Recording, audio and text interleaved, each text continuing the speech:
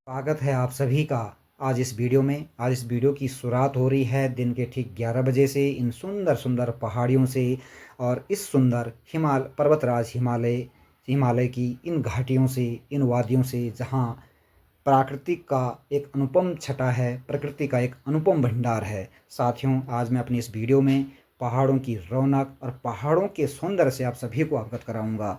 साथियों, आप देख सकते हैं ये ऊंचे ऊंचे पहाड़, ये टेढ़े मेढ़े पहाड़, और सामने इन टेढ़े मेढ़े पहाड़ों के ऊपर जो इनका मुकुट पर्वतराज हिमालय है, हम सबके मन को आकर्षित करता है। ये पहाड़ और इन पहाड़ों के चारों तरफ बांज, बुरांस, देवदार आदि अनेक प्रकार की वनस्पतियों का बहुत घना घोर जंगल और इनकी ठंडी ठंडी हवा हम सबको प्रभावित करती है।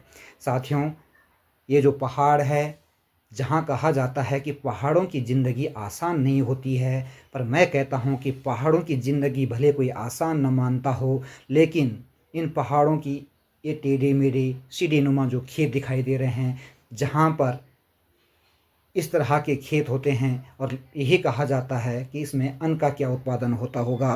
लेकिन मैं चैलेंज देता हूँ कि जो बड़े बड़े मैदान हैं, जो बड़े बड़े भीगे हैं, उसमें उगाई जाने वाली फसल और इन टेढ़े मेढ़े खेतों में उगाई जाने वाली फसल में बहुत बड़ा अंतर है। क्योंकि इन खेतों में हमारी जो गाय भैंस बैल होते हैं, उनकी गोबर से खाद दी जाती है, और इस गोबर की खाद से जो फसल पैदा होती है उसे जैविक फसल कहते हैं। और हम इस जैविक फसल को खाते हैं, और इस जैविक फसल को खा के हमारी रोग प्रतिरोधक क्षमता इतनी मजबूत हो जाती है कि आसानी से कोई भी बीमारी हमें अटैक नहीं करती है। और साथ ही हिमालय की इन सफ़ेद चादर से ढकी हुई चोटियों से पिघलते हुए पानी, बर्फ़ का जो पानी होता है वो पिघलता है और नदियों का रूप लेता है। उस साफ़ और स्वच्छ पानी को पहाड़ के लोग ही पीते हैं। जब ये नदियाँ आगे बढ़ती है तो धीरे धीरे पानी इतना गंदा हो जाता है कि पीने लायक भी नहीं रहता है। साथ ही जो मैदानों में बड़े बड़े बीघों में बहुत ज़्यादा अन्न उत्पादन होता है, जो पूर्ण रूप से केमिकल होता है, जो हमारे शरीर के लिए काफ़ी घातक होता है।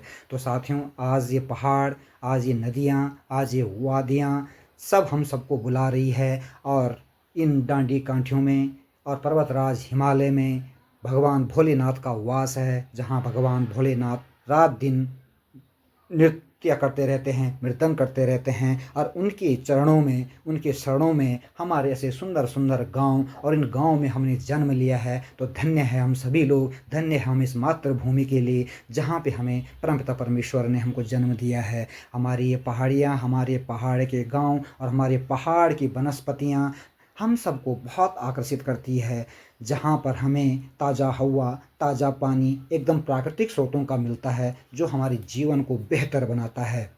साथियों, आज इन पहाड़ों को देखने के लिए, आज इन पहाड़ों की चोटियों में जमे हुए बर्फ़ को देखने के लिए, आज इन पहाड़ों की गोद में बसे हुए हमारे प्राकृतिक जो मंदिर हैं, उन सब के दर्शन करने के लिए न जाने कितने लोग यहाँ आते हैं। कल कल छल छल करती हुई माँ गंगा, जो हम सब की शोभा बढ़ाती है, इन सभी के दर्शन करने के लिए हर साल हजारों और करोड़ों श्रद्धालु पर्यटक यहाँ पे आते हैं। कितने धन्य हैं हम लोग, जिनको देखने के लिए बाहर से लोग आते हैं। हमारे चूल्हे का खाना कितना स्वादिष्ट होता है।